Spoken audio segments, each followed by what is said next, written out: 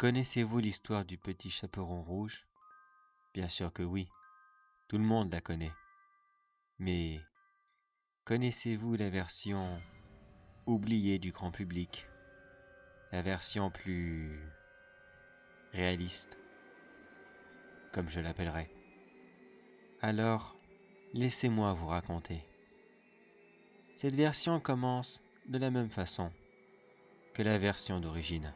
Le petit chaperon rouge quitta sa maison avec son panier contenant tout ce qu'il faut pour sa grand-mère, qui vivait tout seul dans les bois, dans sa très belle maison, qu'elle hérita de son défunt mari, et qui, visiblement, ne devait pas trop lui manquer.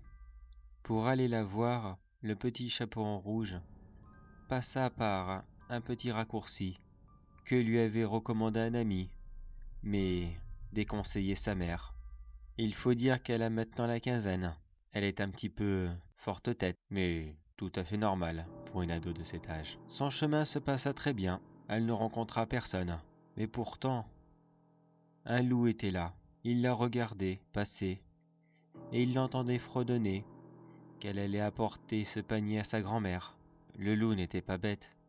Il savait très bien de quelle grand-mère elle voulait parler. Il n'y en avait qu'une seule de toute façon. Une seule vieille dame, suffisamment radine et insociable pour vivre au fond des bois, dans sa somptueuse maison.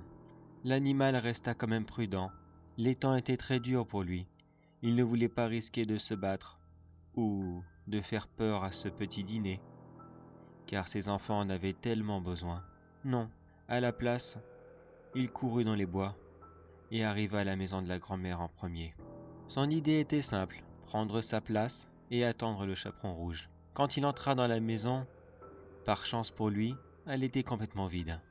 La grand-mère venait de s'absenter, comme à son habitude, se dit-il. Il ne perda pas de temps.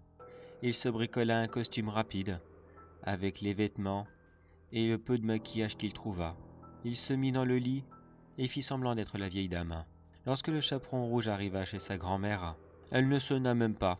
Pourquoi faire après tout? Ce n'est que sa grand-mère. On va pas non plus être maniaque sur les politesses quand on est en famille. Elle fouilla dans la belle maison et trouva la grand-mère finalement dans la chambre, couchée dans le lit. Elle pensa immédiatement qu'elle était malade et qu'elle lui avait apporté de quoi se remettre sur pied. Le loup était malheureusement trop peu sûr de lui. Il voulait lui sauter dessus, mais il n'avait vraiment pas envie de la laisser partir. Il attendait le bon moment et continuait à jouer le jeu.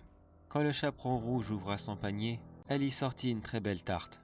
Elle la tendit au loup, lui demandant de la tenir 5 minutes. Le loup la prit entre ses pattes. Il eut à peine le temps de lever les yeux vers le chaperon rouge qu'il remarqua qu'elle avait déjà brandi un couteau qui, à la base, devait être destiné à couper la tarte, mais qui finalement se logea dans la poitrine de l'animal.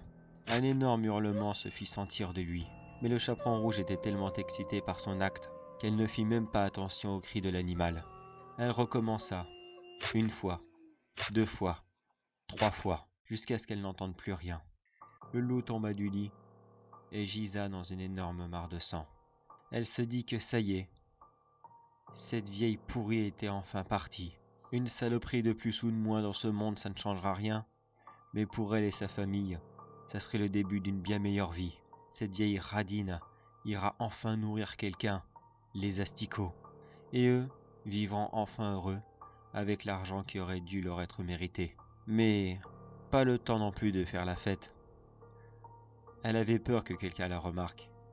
Elle sortit la lettre de suicide, elle sortit la lettre qu'elle avait préalablement préparée, et elle la déposa sur le lit. Une annonce d'une préparation de suicide, signée de la part de sa grand-mère, une signature qu'elle savait tellement bien imiter.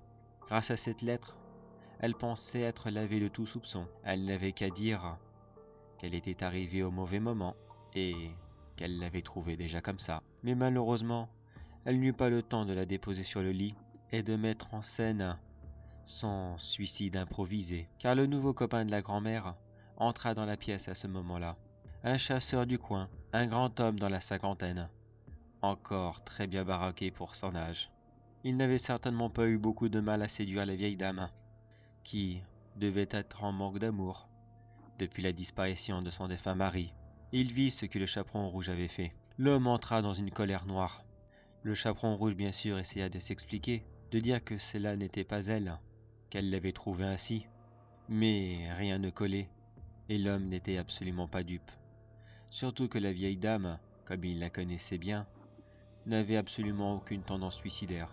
Dans sa grande colère, il attrapa le chaperon rouge par la gorge et serra de toutes ses forces. Il la tenit comme ça pendant plus de 2 minutes, jusqu'à ce que le visage de la gamine devient tout bleu et qu'elle ne fit plus aucun mouvement. Il la laissa tomber lourdement sur le sol et partit. À ce jour, on ne l'a plus jamais revue. La morale de l'histoire originale a toujours été qu'il ne faut pas parler aux inconnus, mais pour cette version oubliée, je vous laisse imaginer la vôtre. Après tout, ce sont des petits secrets qui resteront en famille.